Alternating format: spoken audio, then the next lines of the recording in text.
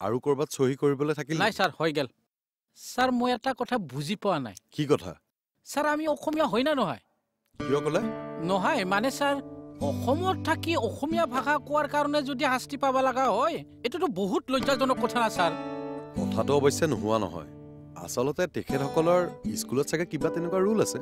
যেনে সব সময়তে যিকোনো ভাষাত কথা পাতিব নোৱাৰি মই এইটো কথাত একমত নহয় স্যাৰ এই আমাৰ গাৰ্জেন বিলাকৰো ভুল আছে স্যাৰ অসমীয়া ভাষাৰ স্কুল থাকাতে কিয় ইংলিছ মিডিয়ামৰ স্কুলত দিব লাগে ল্যাঙ্গুৱেজ আৰু মিডিয়াম দুইটা বেলেগ বস্তু বিশ্বৰ লগত পৰিচয় হ'বলৈ হলে আপুনি ইংৰাজী ভাষাটো জানিবই লাগিব অৱশ্যে অসমীয়া মিডিয়ামৰ স্কুলত পঢ়িও আপুনি ইংৰাজী ভাষাটো শিকিব পাৰে স্যাৰ এটা কেছটো কি কৰা যায় মই মাষ্টাৰজনক মাতি পঠিয়াইছো তেখেত আহিলে আপুনি লৈ আহিব হ'ব স্যাৰ হ'ব যাওক আচ্ছা কেকেদা আপুনি মোক এটা কথা কওকচোন যে ভাষা আন্দোলন কিয় হৈছিল অনিল বৰা কিয় শ্বহীদ হৈছিল নগাঁও মোৰ ঘৰৰ ওচৰৰ কাৰণ আমাৰ অসমীয়া ভাষাটোৰ অস্তিত্ব ৰক্ষা কৰিবৰ কাৰণে এতিয়া আমাৰ অসমীয়া ভাষাটো অস্তিত্ব ৰক্ষা কৰিবৰ কাৰণে আকৌ ভাষা আন্দোলন কৰিব লাগিব নেকি আচ্ছা আপুনি এটা কথা কওকচোন আপুনি ঘৰত ইংৰাজীত কথা পাতে নে অসমীয়াত চাওক মোৰ প্ৰফেশ্যনেল লাইফ আৰু পাৰ্চনেল লাইফ দুটা ডিফাৰেণ্ট নহয় সেইটো বুজি পাইছোঁ মই এনেই সুধিছোঁ আপুনি ঘৰত খোৱা বোৱাৰ সময়ত কিহত কথা পাতে ইংৰাজীত নে অসমীয়াত অসমীয়াত পাতো তেতিয়াহ'লে দুজনী বান্ধৱীয়ে খোৱাৰ সময়ত অসমীয়াত কথা পতাত অপৰাধ ক'ত চাওক স্কুল কেম্পাছৰ ভিতৰত ইংৰাজীত কথা পতাটো আমাৰ স্কুলৰ ৰুল হয় নেকি আচ্ছা আপুনি কওকচোন আপোনাৰ ছোৱালীক যিখন স্কুলত দিছে আপুনি আগতীয়াকৈ গম পাইছিলনে সেইখন স্কুলত যে অসমীয়াত কথা পতাটো অপৰাধ হয় জানো যদি জানিছিলে তেতিয়াহ'লে কিয় তাত দিলে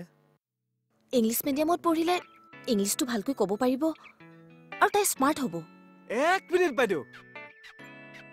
ইংৰাজী স্কুলৰ মাধ্যমত পঢ়িলেই যে ডাঙৰ মানুহ হ'ব তেনেকুৱা একো কথা নাই আন্তঃৰাষ্ট্ৰীয় খ্যাতিসম্পন্ন বহুত পণ্ডিত বহুত ৰাজনীতিবিদে মাতৃভাষা মাধ্যমৰ স্কুলত পঢ়া এতিয়া আমাৰ অসমলৈকে চাওক মহাকাশ বিজ্ঞানী ডক্টৰ জিতেন্দ্ৰনাথ গোস্বামীদেৱ অসমীয়া মাধ্যমৰ স্কুলত পঢ়া তেনেকে আমি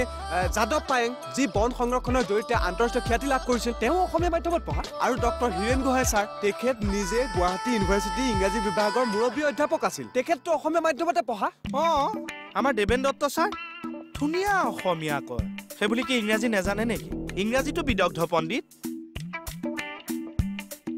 স্যাৰ আপোনাক আমাৰ ছাৰে মাতিছে ঠিক আছে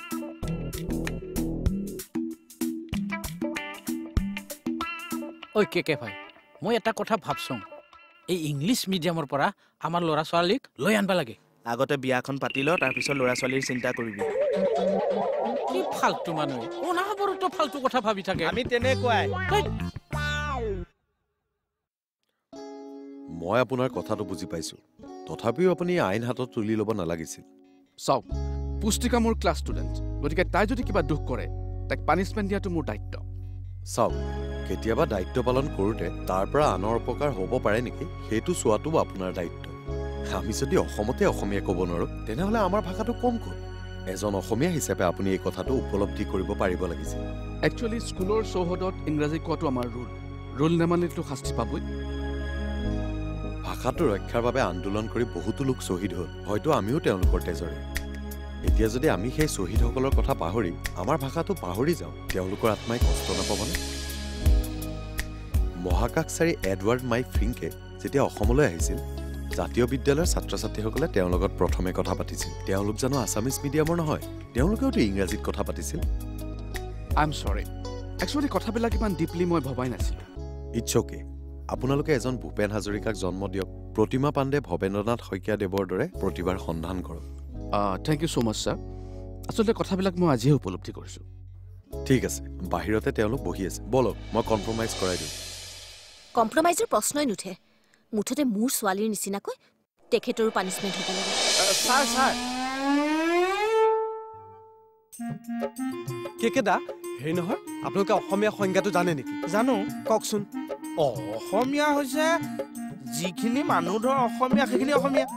ধৰ যিখিনি মানুহে অসমীয়া ভাষা কয় সেইখিনি অসমীয়া মানুহ খাটনিয়াৰ অকল ভাষাটো ক'লে মানুহ অসমীয়া হৈ নাযায় ৰাইট আচলতে অসমীয়া সংজ্ঞাটো এনেকুৱা যে অসমত থাকি যিখিনি মানুহে